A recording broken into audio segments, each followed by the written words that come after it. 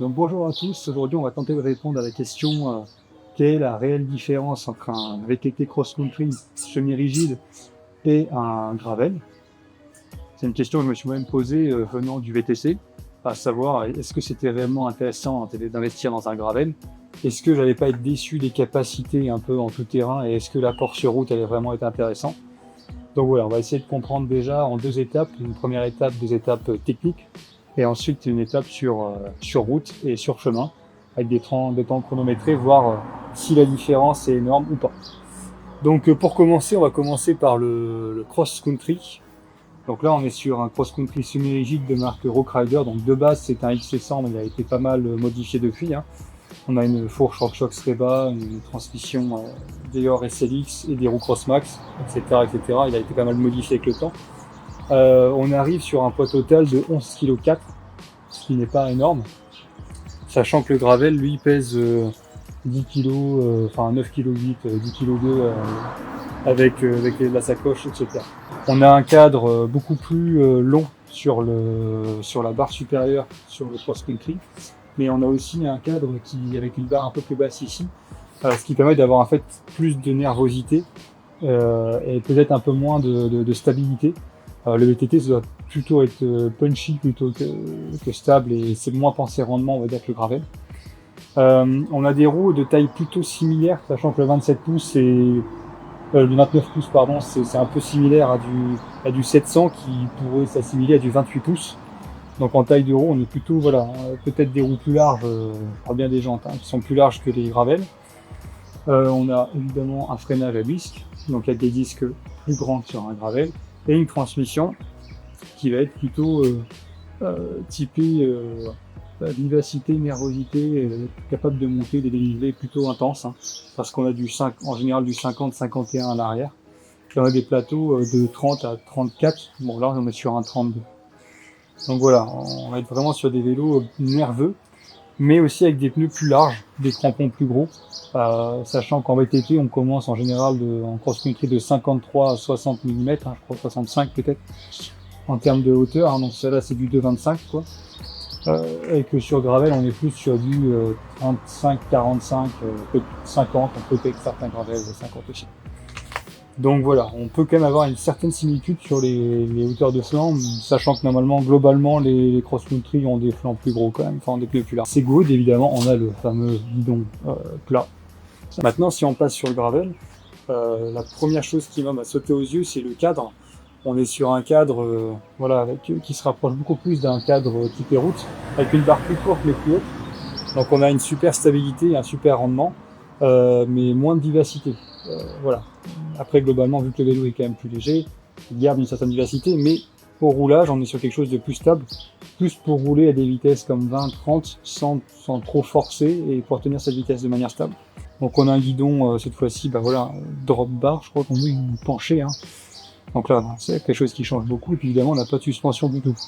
Là, on a une suspension, on va dire, dans le pneu, et les fibres du carbone, si on a une fourche en carbone. Mais bon, ça n'a rien à voir avec une fourche de 100 mm qu'on a sur un cross-country en général.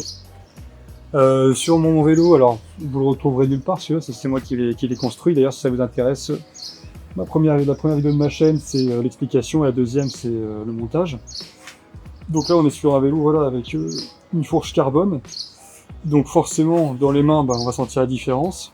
On a une transmission monoplateau également, mais cette fois-ci avec un braquet plus court, c'est-à-dire que là on est sur du 42 en dents maximum, sachant qu'on peut monter également à du 50. Moi je n'avais pas forcément intérêt, étant donné que je roule dans des chemins ou sur de la route, mais je vais pas rouler dans des parties aussi engagées qu'en VTT, les niveaux vont pas être les mêmes. Donc là on est sur des pneus en 40 mm, donc voilà, quelque chose de plus fin mais quand même d'assez cramponné. Et voilà, donc globalement, techniquement, voici les différences. En fait, si on réfléchit bien, il n'y a pas non plus des tonnes. Sachant que si on met un guidon droit et une fourche suspendue, on n'est pas si loin du cross-country en fait. C'est pour ça qu'on se pose la question à savoir s'il y a une si grosse différence et si ça vaut le coup d'investir dans un gravel ou garder son cross-country ou acheter un autre, etc. Donc voilà pour la partie technique. Et maintenant, on va tester ça sur la route.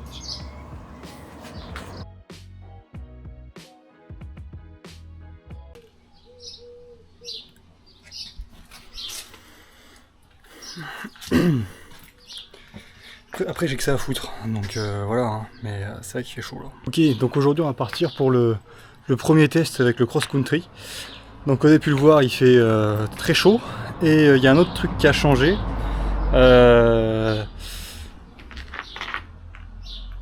Voilà, alors, dès le lendemain de la première vidéo, il y a eu une offre que je pouvais pas refuser. Décathlon Champniers, toujours incroyable. Super conseil, très pro, très arrangeant, bref. Ils m'ont fait une offre que je pouvais pas refuser. Donc voilà, le XC100 a un peu évolué en Race 900. Bon, on retrouve à peu près la même chose. Bon, on a une suspension à l'arrière. Ok, c'est vrai que dans les chemins c'est un peu de la triche, hein. Pour le test tout-terrain ça va être un peu avantagé. Mais bon, il est globalement plus lourd que l'autre, un tout petit peu.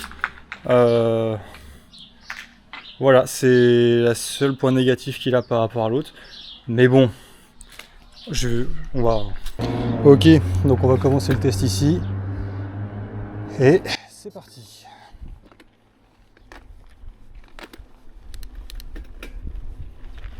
Bon, sur route, il n'y a pas à dire, ça n'a rien à voir. Le vélo est plus vif, plus agréable. Mais par contre, on sent déjà quand même plus les secousses de la route.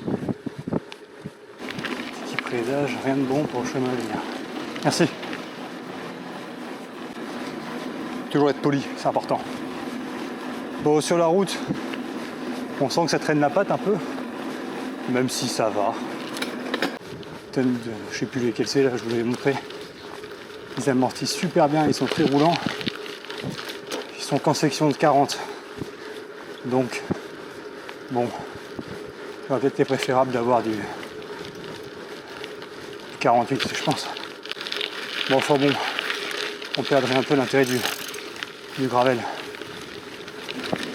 L'avantage en cross-country, c'est que les trajectoires, elles sont moins importantes qu'en gravel. Honnêtement, ça devient dangereux si on veut commencer à rouler plus vite dans des chemins comme ça. Ça secoue pas mal, ça met des coups de raquette de droite à gauche, c'est pas l'idéal. Un peu de la triche, mais bon, j'ai commencé le test de finir.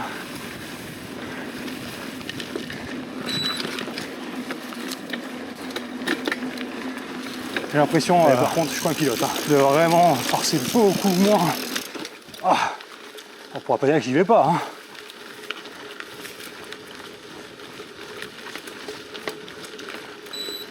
Là, forcément, le pilotage doit être un peu plus précis.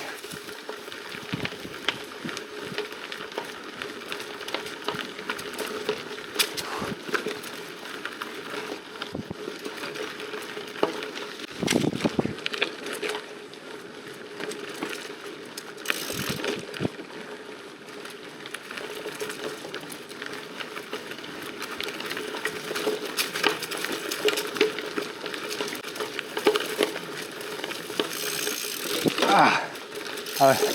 La moindre erreur de pilotage, ça pardonne pas. Mais ça y va quand même. Hein.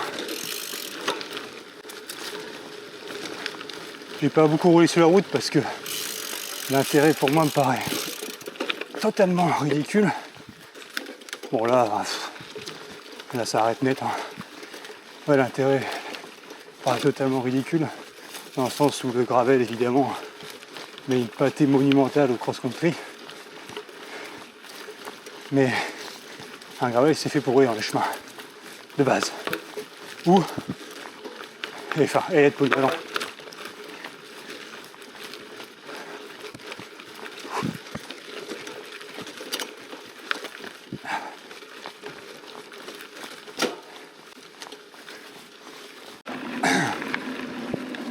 Comme vous avez pu le voir, j'ai choisi un chemin assez varié, avec du très roulant, avec un peu de technique, mais disons un chemin que le gravel et le cross-country peuvent faire tous les deux, quoi. Vitesse pardon, c'est extraordinaire. N'en déplaise à Paul et Clément, cette transmission fonctionne vraiment très bien. Bon là, c'est là où on va prendre le plus de vitesse, hein. Forcément. On verra aussi lequel est le plus polyvalent, quoi.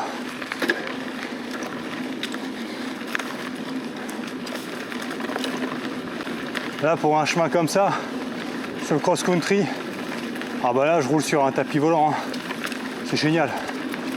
C'est fluide, je sens pas les chocs. Ce qui fait que je peux garder une certaine vitesse sans trop être comment dire, stressé par le fait de casser mon cadre ou de casser quelque chose tout court, quoi.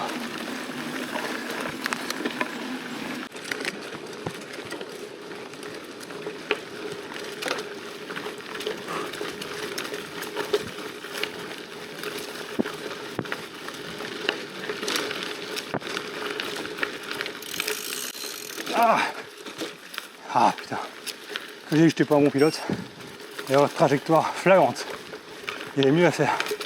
Enfin, j'étais pas mieux avec le cross-country. Après, je dois dire que le guidon plat est quand même plus précis.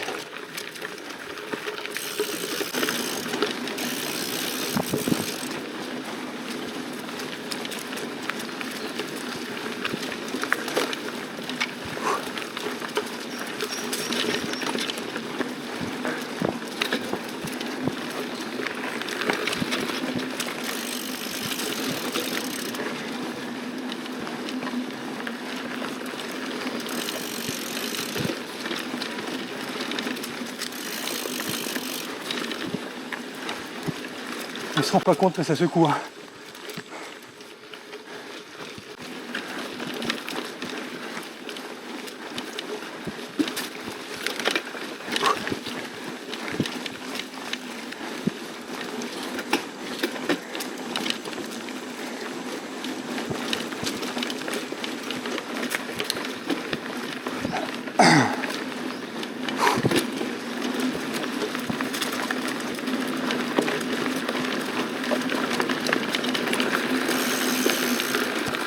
Hop.